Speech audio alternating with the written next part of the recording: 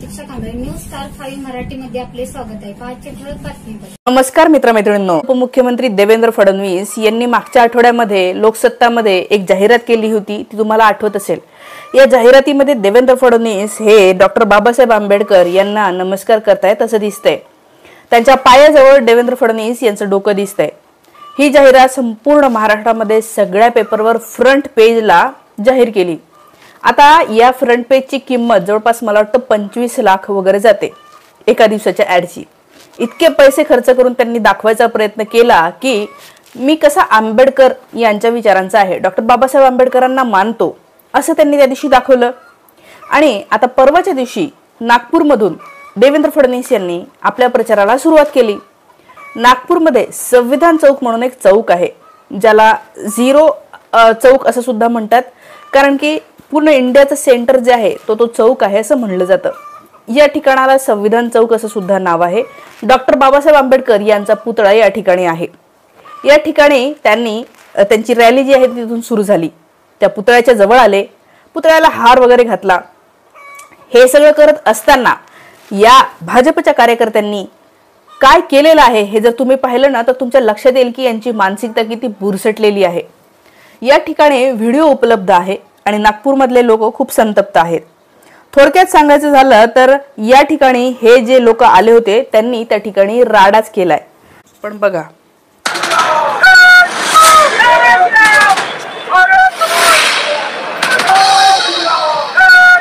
गृह खाता इनके पास है, इनको ये शोभा देता है. इन्होंने पहले इंस्ट्रक्शन देना चाहिए था अपने जो भी कार्यकर्ता है, सेवक है, उनको कि देखो हम कहाँ आ रहे हैं, ये संविधान की जगह है, ये संविधान की जगह में ऐसा तमाशा नहीं होना चाहिए था. ये घोषणा, यदि उनका कोई मंदिर है और हम जाके घोषणा दे तो ये सहन करेंगे क्या? ये चीज नहीं होनी चाहिए. ये हमारे प्लेटफॉर्म पे ये बहुत बड़ा अपमान है जो कि देश का जिन्होंने संविधान लिखे डॉक्टर बाबा साहेब आंबेडकर, इनके प्रतिमा के सामने इनकी ये घोषणा है. यानी आपको मैं बोलती कि वो ब्राह्मण है, यानी ये कई थे यहाँ समता सैनिक दल के, वो बता रहे थे कि पुलिस वाले आए, उन्होंने खींच के उनको नीचे लेके आए. वो लड़का बोल रहा था, बोले कि मैं ब्राह्मण हूँ. यानी तू ब्राह्मण है, तुझको अधिकार दिया गया कि यानी तू यहाँ पे कैसी भी यानी घोषणाएं करे.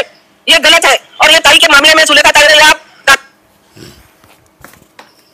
तर हे असं म्हणजे थोडक्यात या ठिकाणी यांनी डॉक्टर बाबासाहेब आंबेडकरचा रिस्पेक्ट केलाय का? नाही केलाय.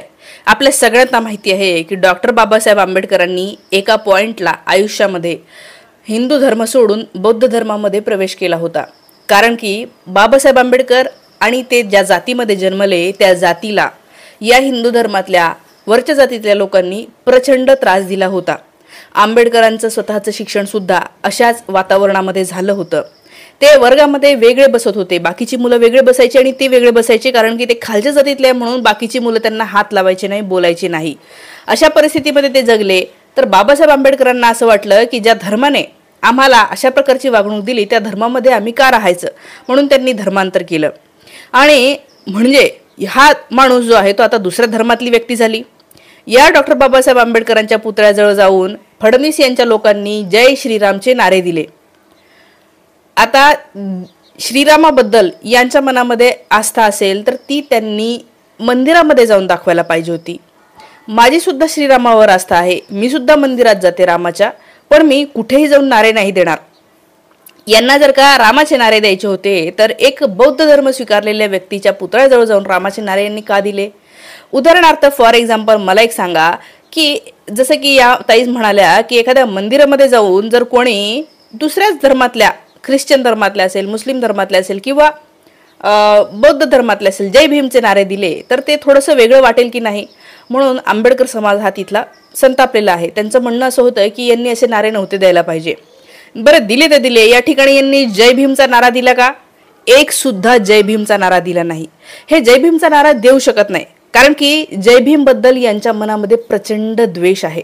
तुम्हाला मी खरं खरं सांगते, जे जे लोक या फडणवीस यांना सपोर्ट करतात, जे जे लोक आज फडणवीस आणि भाजप यांच्या सोबत आहे ना, त्यांचं एक वैशिष्ट्य आहे, तुम्ही पण नोट करा, मला कमेंटमध्ये सांगा. त्यांचं एक वैशिष्ट्य आहे ते म्हणजे डॉक्टर बाबासाहेब आंबेडकर आणि जय भीम या नाऱ्याबद्दल त्यांच्या मनामध्ये प्रचंड द्वेष आहे. त्यांनी आपल्या लेकरबाळांना सांगितलेलं असतं की तुम्हाला जर लव्ह मॅरेज करायचं असेल, एखादा मुलगा आवडला तर लक्षात घे बरं, जय भीमवाला नसला पाहिजे असं ते सांगतात. एखाद्या वेळेला आंबेडकर जयंतीची मिरवणूक जेव्हा निघते तेव्हा वरच्या जातीतले किंवा फडणवीस यांना सपोर्ट करणारे त्यांच्या जातीतले लोक या आंबेडकर जयंतीच्या मिरवणुकीकडे कसे पाहतात माहिती आहे? अत्यंत तुच्छतेने पाहतात. बापरे काय हे, असं करून ते पाहतात. ते त्याच्यामध्ये सहभागी होत नाही काय. त्यांना असं वाटतं हे काहीतरी असाच प्रकार आहे. हे मी स्वतः पाहिलेलं आहे. वरच्या जातीतले लोक या आंबेडकर जयंतीच्या मिरवणुकीकडे कसं पाहतात म्हणून. म्हणजे आपल्याला लक्षात येत आहे की फडणवीस यांच्यासोबत कोण आहे? तेच लोक आहे जे आंबेडकरांच्या विचारधारेला विरोध करतात. आता लोकशाही आहे, मतदान लागतं म्हणून फडणवीस गेले आंबेडकरांच्या जवळ. त्यांना परत लोकांना हेही सांगायचं की अरे आम्ही कसे संविधानाला मानणारे वगैरे आहे म्हणूनही ते गेलेले आहे. परंतु यांची खरी विचारधारा काय आहे ना, ही काल कळालेली आहे. हा कसोटीचा पिरियड होता, ज्याला आपण म्हणतो ना परीक्षा तुमची जी आहे ती प्रत्येक वेळेला होत असते. आणि या परीक्षेमध्ये तुम्ही कसे परफॉर्म करता यावरून ठरते की तुम्ही कोण आहात. तर ती परीक्षेचा क्षण होता फडणवीस यांच्यासाठी. त्यांच्या लक्षात नाही आलं. परवाच्या दिवशी त्यांची परीक्षा झाली आणि परीक्षेमध्ये ते फेल झाले. ही परीक्षा होती हे दाखवून देण्याची की खरोखर मला आंबेडकरांबद्दल किती रिस्पेक्ट आहे. यांना खरोखर रिस्पेक्ट असता तर एखादा जय भीमचा नारा आला असता. दुसरं म्हणजे त्यांनी आंबेडकरांचे काही विचार त्या ठिकाणी बोलून दाखवले असते. परंतु यांच्या मनामध्ये ते नाही आहे. आणि या व्हिडिओनंतर मे बी ते पुढे तसं करतीलही की जय भीमचा नाराही देतील. पण तुम्ही समजून घ्या, यांच्या सोबत आलेली जी झुंड होती या झुंडेने काय केलंय, यात संविधान चौकामधली जी रॅलिंग केलेली होती ती रॅलिंग तोडली. ती जी गर्दी आहे ती तोडून जात होती. जिथून रस्ता दिलेला आहे वरती जायचं त्या रस्त्याने न जाता खंब्यावर उभे राहा, त्या कठड्यावर उभे राहा करत तिथल्या फरशा हे ते सगळं जे आहे ते मोडतोड झालेलं आहे, नुकसान झालेलं आहे.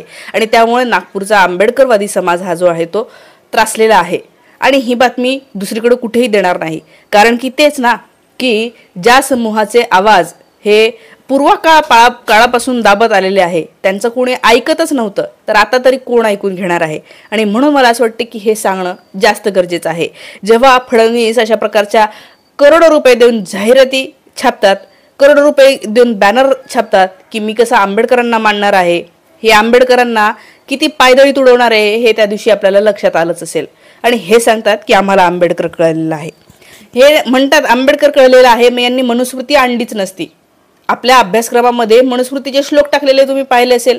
यांना खरोखर आंबेडकरांचा रिस्पेक्ट असता तर ज्या आंबेडकरांनी मनुस्मृती जाळून टाकली की ही आता नको, इथून पुढे तुम्ही या पुस्तकाकडे ढुंकूनही पाहू नका, म्हणजे एक अक्षर सुद्धा वाचू नका, असं आंबेडकरांना म्हणायचं होतं. त्याच आंबेडकरांचा अपमान करत या लोकांनी मनुस्मृतीचे श्लोक तुमच्या अभ्यासक्रमाला पाठ्यक्रम आराखड्यामध्ये टाकलं. NCERT मध्ये तर अजून काही श्लोक टाकले म्हणतात. काही वकिलांच्या परीक्षेमध्ये सुद्धा यांचे मनुस्मृतीमधले दाखले जे आहेत ते दिलेले आहे असं म्हणतात. म्हणजे थोडक्यात तुम्ही लक्षात घ्या यांना काय प्रकारचं राज्य आणायचं आहे. आंबेडकरांना जे गाडायचं होतं तेच यांना परत आणायचं आहे. त्यामुळे यांची खेळी मला असं वाटतं तुम्ही लक्षात घ्या.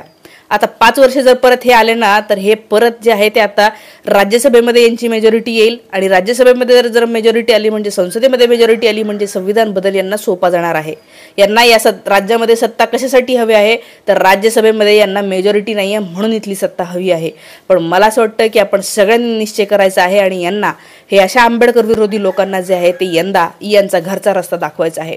यांना सबक शिकलं पाहिजे. यांना कळलं पाहिजे की अरे राज्य चालवायचं असेल तर कुठल्या मार्गाने गेलं तर राज्य चालवणं हे चांगलं राहतं. यांना काय वाटतंय की यांना पूर्वीची व्यवस्था आणायची असेल तर ती आम्ही आणू देऊ, आम्ही असं बिलकुल होऊ देणार नाही. त्यामुळे हे जे काही झालेलं आहे त्या सगळ्या गोष्टीचा निषेध आपण प्रत्येकाने नोंदवला पाहिजे. ही बातमी जास्त कुठेही दिली जात नाही आहे, त्याच्यामुळे ही बातमी तुमच्या सगळ्या मित्रमैत्रिणींपर्यंत पोहोचवा. खास करून जे लोक आंबेडकर यांना मनापासून मानणारे आहेत आणि ज्या लोकांना असं वाटतं की भाजप भारी वगैरे आहे त्या लोकांना तर हा व्हिडिओ तुम्ही आधी पाठवा. थांबते. Thank you so much.